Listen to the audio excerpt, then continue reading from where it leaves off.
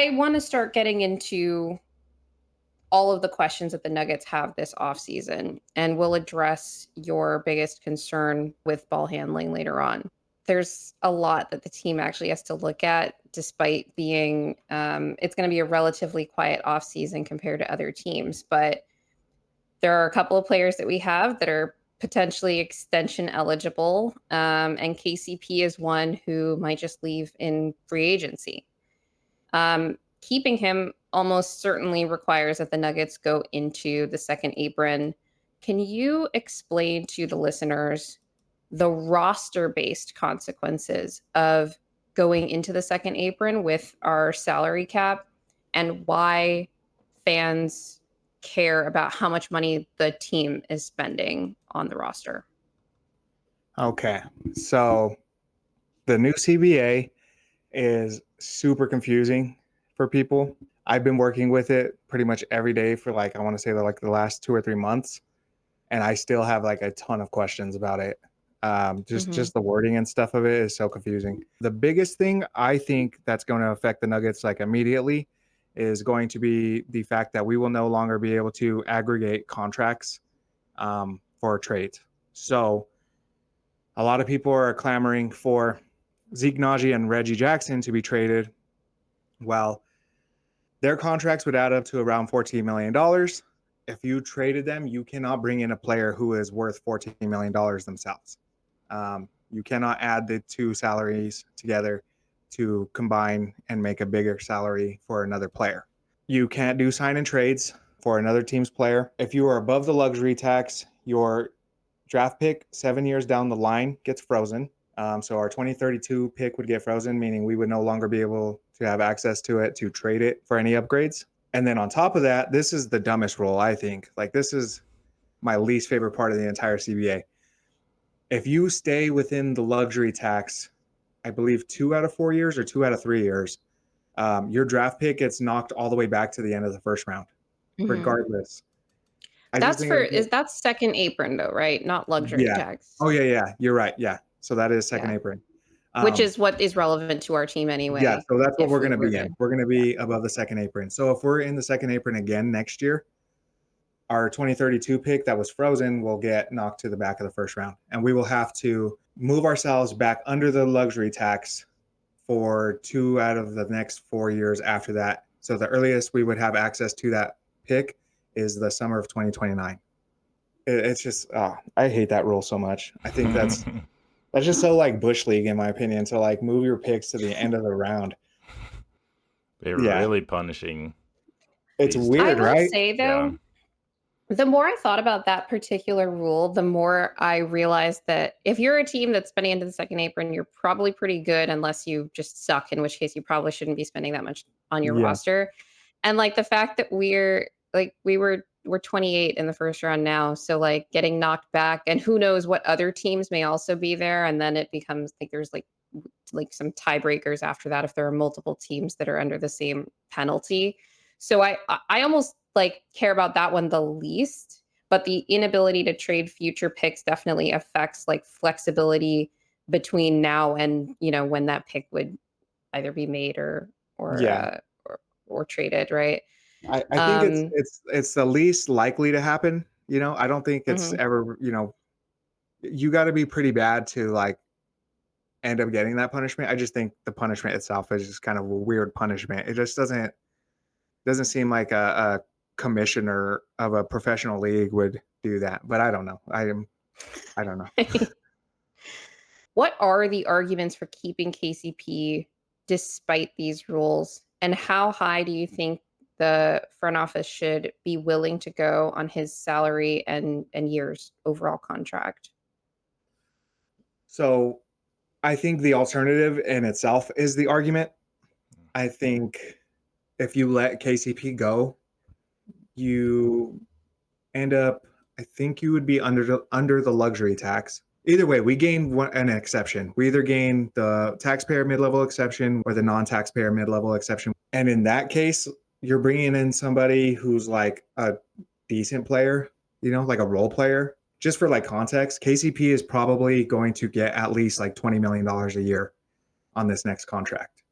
So if you're going and trading off a guy who's worth $20 million a year and bringing in somebody who's worth like 12 at best, you're not going to get the same caliber player. Essentially, that's just what the trade-off is like you can let KCP walk, gain that little bit of flexibility, and be able to sign somebody who's not as good. Ideally, so I think personally, and I've seen other numbers thrown around, to me, the key number is 25 million. I think a team is not going to realistically offer KCP more than 25 million. If they do, I think Denver would be wise to like let him walk at that point. That's just too much for, you know, a role player, especially your fifth best player on the team, to be making that much money.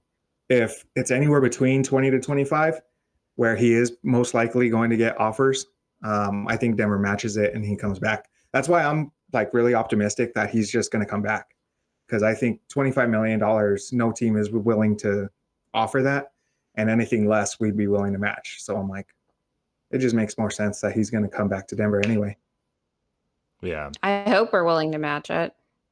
Because honestly, I think that even if another team's offering 25 billion plus, we should just offer slightly less than that and add on another year. Try to like make Like, it an incentive for him. Yeah, just like we're still offering you more overall. Yeah.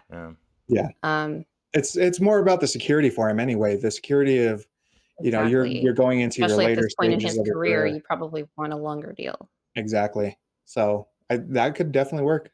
I think the max that I would be comfortable giving him, like I would begrudgingly giving him a 4-year, $25 million contract. I think that I'd be like, that's a lot. Like for 4 years, I would go much lower. Like I would be at that's what I'm saying. I'm like, for 4 years. Yeah. At that point, I'd be like, okay, you're strong arming us. We need you. I'll give it to you with the idea that I might be able to trade you away in like a year or two if Christian Brown really like steps up and stuff. Anything more than that, I probably really wouldn't be good with. Yeah. So let's go with scenario 1. KCP comes back for something in the 20 plus million, maybe below 25. Do you have players that you think the Nuggets should target on those minimum deals, if that's the case? Gary Harris. Yeah, I think Gary Harris would be a really good option at that point. I think Gary Harris is probably one of the better players you could get for a minimum. I don't know if, you know, he would fit, like Grace was saying, like we have a lot of wings already. I'm a really big fan of Gogo Batadze from Orlando. Like I've been saying this for a while now. Just give us Orlando Magic players. Just give us. Yeah, right. That's what I'm saying. Like they have all the answers that we're looking for. He's like he's a really good center. Like he's not a starting center or anything like that. But like as far as backup wise, like he's big. He's like 7 feet, 260. He has a post game. He's a really good low post defender. He's decent at rim protection. He's a really good passer for the position. He's just steady. He's just solid. He's good at all the stuff you really want from a backup center. The Magic played really well when Wendell Carter Jr. was out, and he was able to step into that starting role. Like, yeah, I don't think a lot of people are really going to offer him a lot of money or anything like that. I think he's, a sneaky candidate that the Nuggets, he's one of those guys. I think Booth, you know how it is. Like sometimes we're like, you just see a name pop up and like the general audience is like, who the hell is this guy? I think he's going to be like one of those guys. So I was just wondering, because you mentioned ball handling as your main priority, but I wouldn't say that Gary Harris would address that issue. And obviously Goga Bitadze would be great to address the hole at backup center. But is there anybody that you would want to target on the minimum market for ball handler, or are you thinking more the trade route to address that particular hole should KCP stay, right? Because we're talking about minimums because those are all we would have if KCP stayed. But even if he does stay, you'd still want to address ball handling, right? Yes, of course. The problem is, and this was a problem I had ran into when I was doing my offseason preview for the Nuggets, was the minimum point guard free agent market is pretty bad. Like Reggie Jackson literally might be the best of all those guys. I mean, you're talking about guys like Killian Hayes. You're talking about guys like Jordan Goodwin, Ish Smith. Like those are the kind of names that are available in free agency for a minimum contract. So like that was one of the things that I had noticed was like, oh, maybe I could just go sign a backup point guard in free agency for a minimum and trade for a backup big or, something like that. And yeah, I was just like really disappointed in the in the point guard free agent market. Yeah. It's pretty bad. That's the thing is like skill is expensive in the NBA, right? I actually think that Yes. like Reggie for the mini mid level last season was probably an okay deal in retrospect because of that. Yeah, I Because I don't agree. think he would have gotten better for a minimum, or Yeah. even equal Reggie for a minimum, really, Yeah. And Reggie would have been a lot last better year. if he hadn't had to like play so much, Play as especially at many the minutes beginning as of the season. Jamal last Yeah, year. exactly. I think he would have been a Yeah. lot more, durable, or I don't know. He would have just been more potent, later on in the season if he hadn't worn himself so thin during the early parts of the season. So in that case, do you think we would get more options to get a better ball handler if KCP walks? Because we have a little more flexibility besides minimum dudes. And then like with that, is there anyone else like or people that you had like slotted in or hopeful for if KCP walks?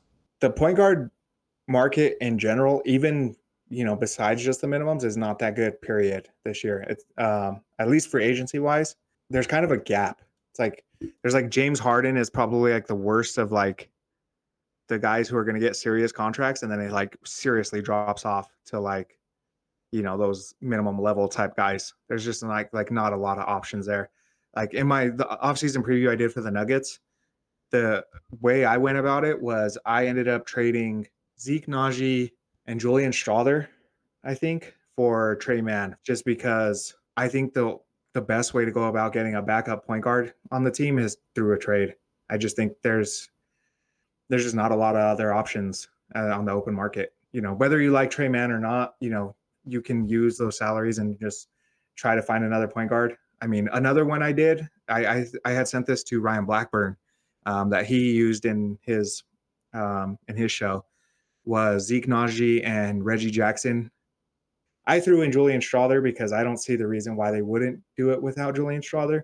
Mm-hmm. But he said that they would take it without Julian Strawther. But Zeke Naji and Reggie Jackson for Vasa Micic and Nick Richards. I don't think we would have to include Julian in a deal like that. You don't think so either? Yeah, just because I don't think that we should have, even if we had to include somebody else, I think Micic is a contract that they could just get off of, and we're also giving them a good young player with some upside. I wouldn't like that. And I know part of it is like trying to move Zeke's salary too. So there's that piece, but I don't know that I'd quite go as far as giving up our first round pick from last year to dump Zeke's salary. Because I think we're actually doing them a little bit of a favor by taking Micic. Or if anything, it's neutral. That's honestly part of the reason why I got off of that idea as well. I just was like, Micic, it's just like, oh, okay, we have a backup point guard now. It doesn't like solve not somebody with some like real juice, like a ball handler that can solve a lot of the problems the Nuggets actually have. Okay, so we talked about the scenarios with KCP either extending with us or leaving. Another player who's extension eligible this summer is Jamal. He's eligible for a max extension, 4 years, $204 million, which would put him at right around a little over $50 million a year. Should the Nuggets offer Jamal a max extension, if they offered it, should Jamal take that max extension, given, he has an opportunity to try to go for all NBA again next year, but he also has an injury history. And who knows what could happen down the line next season, how the front office will be evaluating the team at that point. If I'm Jamal's agent, I'm like, take the deal, dude. Like, what are you doing? Take the deal. It's a max contract. Take it. Sign it immediately. It's insurance. You're good. You're going to have all that money. Just take the deal. Jamal, on the other hand, though, I just feel like he's such a competitor, and he's like, he just believes in himself so much. He has that much confidence. I think he's like, I don't need to sign this right now. Now, I'm not 100% sure on that. This is my hunch just from everything I've, learned from Jamal over the years. I just think he's willing to bet on himself. I think if there's any player in the NBA who's willing to bet on himself, it's Jamal Murray. I don't know. Me personally, I would be hesitant giving him a max deal, just because of the injury history, because of what's the nicest way to put this? Just because he hasn't ever reached an all-star. He hasn't ever reached an all NBA level season.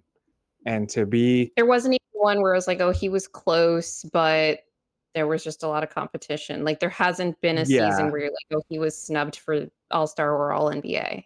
right. But even then, it's like for somebody earning $50 million a year, I want somebody who's at least like, no, he's an all-star. Like, Yeah. let's not, Yeah, All-Star for sure. yeah, Even like he's you not could a, say All-Star caliber. Like, when you look at you could say, like, okay, it's hard for the guards, especially in the West, but I don't think that Jamal would have made an All-Star game in the East even this season, no, where probably it's not. not as competitive. Yeah, there's some good guards in the East. Like, what is the urgency level around this Jamal extension as far as like the Nuggets and Jamal being on different wavelengths? Because I think a lot of fans and general fans of the NBA, not even just Nuggets fans, aren't talking about this a ton. I think most people are just like, yeah, Jamal, he's good. He's going to be with the Nuggets. They're going to lock up their stars. Is there a ton of urgency around this, or do you think it's just like no matter which way he goes, whether he takes it or he thinks he's going to prove something with All NBA or All Star, is this something to like worry about, or are the Nuggets and Jamal going to be happily married pretty much for his whole career? It's similar to the KCP thing. It's like, what's the alternative? You know, you could let him walk, and then it's like, well, then who's your number two? Mm. So I think as long as that's the case, he's probably just going to be a Nugget. Especially with the way that this new CBA works, it's like they incentivize you a lot to like retain your guys. Mm. Yeah. Free agency is kind of a thing of the past in a way. Yeah. There it's like just re-sign your guys, especially your top two or three guys. Bring them back and build your core. So I think that's a big reason why like nobody's really concerned about it. It's just like, what are they gonna do? Like let him just Hmm. leave? I But think yeah, that I think the tension as I see it really has to do with I don't think that Jamal could have a worse playoffs than he did last year. I hope not. His regular season was fine when he was on the floor for the most part. He had made some improvements, but he couldn't stay on the floor consistently, right? Like I said, the injury history. If let's say the Nuggets go a little bit further in the playoffs next year, let's say they even make the finals, but they don't win a championship. But Jamal has the same regular season that he had the last 2 years, where 20 points per game. Let's say he plays a few more games, like, I don't know, 65 games instead of 50 something, and doesn't make that leap, doesn't make All Star, doesn't make All NBA. He's going to be max extension eligible next summer. But I think the Nuggets are an organization, and we talked about this when they gave Jamal the rookie max extension. They gave MPJ the rookie max extension, even when there were questions about these guys. That was under different front office leadership, but I imagine based on the comments they made even last summer that they would put the max offer deal in front of Jamal this summer again. But if we have another season where they don't win a championship, even if they make it far, and Jamal doesn't show out again in the regular season, does a conversation come where it's like, hey, if we offer you this max extension, we're automatically like deep into the second apron. It severely limits our flexibility, and we don't know if you can consistently be that guy. And like we talked about with like the fatigue factor and all this stuff with particularly Jokic, if like Jamal showing up in the regular season does matter for the postseason, if only to take some of the regular season burden off of the other guys, right? Especially he's the say 2A in the playoffs, a 1B on this team. And then a question becomes, do we try to get an extension done with him that is less than a max to sort of accurately account for his contribution to this team? Let's say that he has a playoffs that say isn't as bad as this year, but isn't as great as last year's, and they don't win a championship, and he has another lackluster regular season. And then we're facing more roster crunch because of where the rest of the salary cap is. That's where I see the tension is. If you don't take it this summer, which I feel very confident they're going to offer it, do you leave the front office liable to change their mind once there's more tension on the rest of the roster points, right? Because Yeah. AG becomes extension eligible next year. Who knows what they're going to want to do with, other guys in the roster, moves they might want to make depending on how the playoffs go, right? Yeah.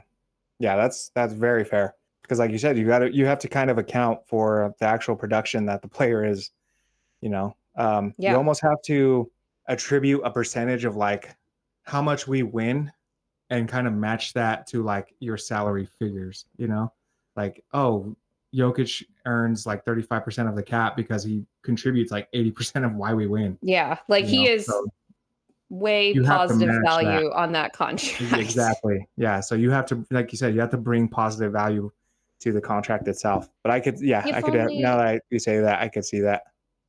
If only, and I said this when Will and I talked about that end of season press conference where it's like, hey, the tension isn't that I think the team would just let him walk or that we would maybe even want to trade him. It's more we have to rethink the way that the roster is built if we can't count on you to contribute in a way that is at least proportional to the amount that's taking up on the cap because of these other restrictions on the way that we build the team, right? So Basically, it's do we it's need to less start? about like Jamal's not worth this. It's like we have to make up for these deficiencies that Jamal has relative to his deal. So now we have to like maybe rethink that deal so that we can make up for those things with the rest of the roster, Yeah. We right? basically have to, do we have to start treating you like a number 3 Yeah. and paying you like a number 3 because we need to find an actual number 2 who's going to cover the holes that we see as deficient. I'm worried that this whole CBA thing and like these teams being crunched, that a lot of front offices are going to be going with this, like convincing dudes to take team friendly deals instead of like, in the past where you're throwing out huge contracts and the cap's going up year to year and you can trade that at some point. Like it doesn't really matter how much money because there's exceptions to get over the tax. There weren't these punitive measures in place to deter teams. So I'm like really worried that some kind of like crazy dynasty is going to happen because you're going to get like a Derek White type player to take $10 million a year on a contract or something just because they're like, hey, if you The want to thing win is, and be like, on this team, like players have no reason to do that, though.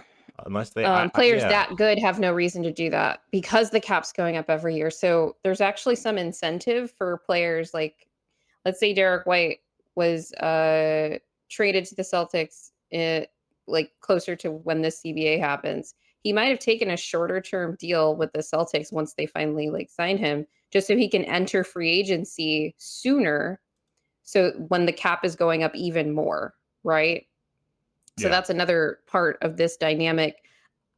There are definitely going to be some unintended consequences, but I think that some of these things are going to start to even out in ways that we didn't necessarily expect. So some players are going to get screwed with these more team friendly deals and whatever extensions, but then you'll also have like one of the new rules is there's a salary floor. So you have all these like bad teams that don't spend money that now have to spend a certain amount of money. So they're giving like Fred VanVleet $40 million a year, or who knows what the Pistons are going to try to do with all of that cap space they have because they can't just leave it empty anymore. Yeah. Okay. So I want to talk about the internal developments in the Nuggets because another part of the offseason is what are the players that are already on your roster that will still be on your roster going to do to improve? Out of the Booth boys, that is Christian, Julian, and Peyton, who do you think is the most likely to make the biggest leap of the three between this past season and next season? And then separately, whose leap do you think would be the most beneficial to the team, given our needs? That is a good one. I'm inclined to say Peyton, I think, would probably take the biggest leap just because I think his ceiling is the highest. His defensive instincts and the stuff that he can do athletically are just things that, frankly, I have not seen too many other players be able to do. Yeah. I think he has all the potential in the world to like be a really, really good player. Like I think he could be a legit star in the NBA. If he can consistently knock down a 3-point shot at, let's say, like 36, 37%, I think that instantly vaults him to like making him like a really legit role player. And I think that's very doable this year. If he can knock down 40% of his threes, then he's a legit like star level, almost like role player, like almost like AG or KCP, like they're a star in their role. I think because his ceiling is so high, I just think if he can hit any part of that, just improve something offensively to the point where he becomes just dangerous, just something to be concerned about. I think that just opens Yeah. up a ton for him. I actually think the ball handling, if he can That tighten too. that up, because it's not like he's new to it. He played point guard when he was younger, but then he went through growth spurt and then he wasn't in that role anymore. So he doesn't have as much experience with it. But we've seen these flashes of like him in transition. He can really collapse a defense in Yeah. ways that were kind of shocking to me because I'm like, guys, he's not like a good finisher. I think the finishing could be like a really big improvement for him. Yeah. But then he collapses the defense and then creates good stuff for the other players on the team. So I think I completely agree. We're talking about these young players now, but I just wanted to get your thoughts on the NBA draft because the Nuggets hold the 28th overall pick in the first round and the 56th pick in the second round. Can you give us your picks for your players that you're looking at for those picks? And then also kind of weigh the sort of upside, I guess, of those potential prospects with an idea that Michael Malone had, or it's not his idea necessarily, but he kind of subtly threw out there that like maybe we'll trade the 28th pick for a win now player on his Jim Rome appearance and, coach versus front office incentives. He's kind of using the media to his advantages there. And Moch is he thinks he's slick, but we see him. So just give us your thoughts on the draft and that pick in particular. I think Booth is going to use it. I don't think he's going to trade it. I think he enjoys drafting players and, picking guys that, he sees potential in and thinks would work really good with this team. So I think that's like one of the things that he really likes about the job. I mean, he's pretty good at talent evaluation from what I've seen. So I think he's going to use it. The 28th pick, I think, we're going to stay there. This is just a hunch. I think we're just going to stay there. I think some guys a lot of people want Deron Holmes from Dayton. I think that'd be a fine pick. He brings a lot of the stuff that the Nuggets need, right? We need a backup five. He's really interesting because he's a good lob threat. He's a good rim protector. He can shoot threes. He can stretch the floor. He's almost like Miles Turner light, kind of. I think the comp that I used was Jalen Smith. Another one that I actually came up with recently was Maxi Kleber. Kind of a weird one. He kind of reminds me of Maxi Kleber a little bit. And the way that he's not a very good rebounder, but he's big.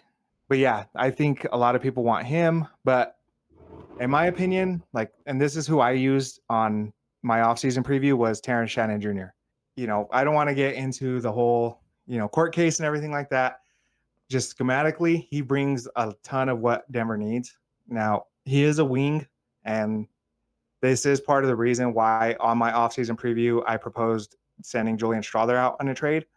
We have so many wings already, but I just think he provides something that would fit super, super well, especially with our bench unit. He's a really, really good defender. His first couple of years in college, he was more of like a defensive specialist, and he was like really good at it. He was like one of the best defenders in college. And then he switched schools, I believe, and they asked him to become a more, offensive, pick up more of an offensive workload. And he ended up averaging, I think, 23 points a game. He is by far, in my opinion, the best transition player in college. An example I've used quite a bit now is whenever talking about him is I heard somebody say this, that there were 3 guarantees in college last year. One was a Zach Edey post-up score. One was Dan Hurley outsmarting you. and one was a Terrence Shannon Jr. bucket in transition. Is that like UConn ATOs? Is that what they were talking about with Dan Hurley? I think so, probably. But yeah, he's super good in transition. He's really good at picking up fouls. I think he had I don't even remember, but he was picking up fouls left and right. Super athletic, really good transition player. Strong kid, NBA ready. He's like 23 years old. I think when he gets drafted, he's gonna be like 23. I believe he's everything that the Nuggets could use, especially on that second unit. And I honestly believe Christian has so much stuff to work on that I'm not 100% convinced that he's going to end up being our starting two guard at some point, just because he is so raw offensively. And there's just there are things that I think could unlock his game, like a ball, like handling. I think if he learned how to handle, he'd be a really good player. I think that would unlock so much for him. But until we see it, I'm not sure that's actually going to happen. I think TSJ, 2 years from now, could very well be our starting two guard because he can handle the ball. He's a really good defender. He's a big kid. He's really strong. He just fits really well in all the stuff that Denver really lacks in. Yeah, I agree with you with Christian on the ball handling point for sure. Like right now, I definitely feel a lot more comfortable with him just trying to turn into a super sixth man more than I see him becoming a championship caliber two guard because of, like you say, that offensive rawness. Booth answered that question at the press conference at the end of the season, saying, if you haven't been watching Christian and you don't think he's a starter, I don't know what you're looking at. He's a starter. He can be a starter. Yeah, but I don't know. His role is going to be better for us as a sixth man. Terrence Mann is a starter, Oh, I mean, I think Christian's a starter, but I don't see him as a start. He's going to be a starter in the NBA. I think that's I took the same thing away from Booth's comments that he's going to be a starter in the NBA. I can see that, but I don't know that he's a starter on a championship caliber team, especially at the two guard spot. Yeah. At least until he develops a little bit more. Exactly. With the 56th pick, do you have your eye on anyone there, or do you have any other alternative opinions with that pick specifically? I do actually. And this is, I talked to CT Fazio about this, and I've talked to actually a few people, and they're all, everybody kind of scoffs at it. There's a kid in the second round by the name of Quentin Post who plays for Boston College.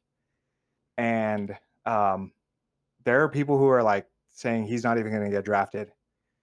I cannot for the life of me imagine why he would not get drafted. I personally even asked TT, you've done all this work on him. Would it be worth drafting him with the 28th overall pick just to ensure that we get him?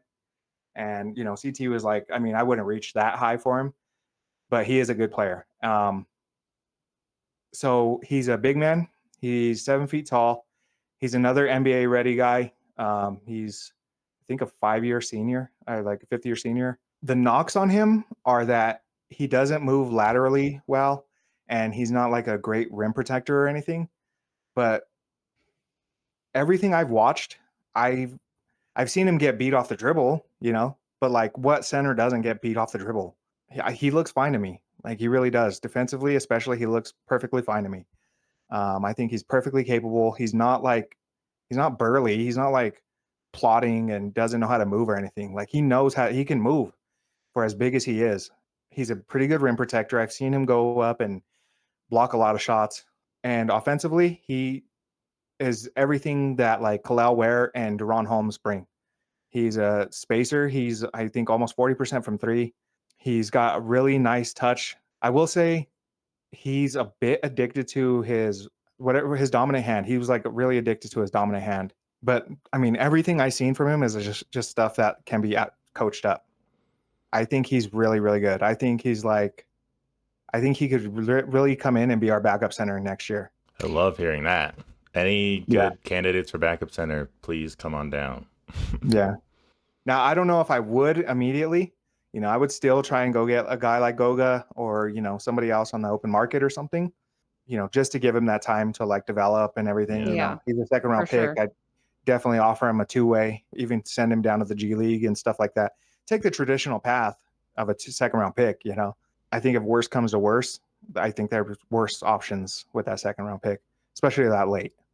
Okay, well, thanks, Zamora, for coming in to talk about this Nuggets offseason overview. It's offseason has, officially started since the finals ended, but it's been relatively quiet, except I woke up to, Monty Williams being fired this morning. That was dirty. They did that to him. I mean, he's probably fine with it. Well, thank you again for joining us. That's it for us. So if you've made it this far, like and subscribe and turn the notification bell on YouTube and leave a rating on any podcast platforms that you're listening to. We're still trying to get on Apple Podcasts. And just remember that winning is fun and losing sucks.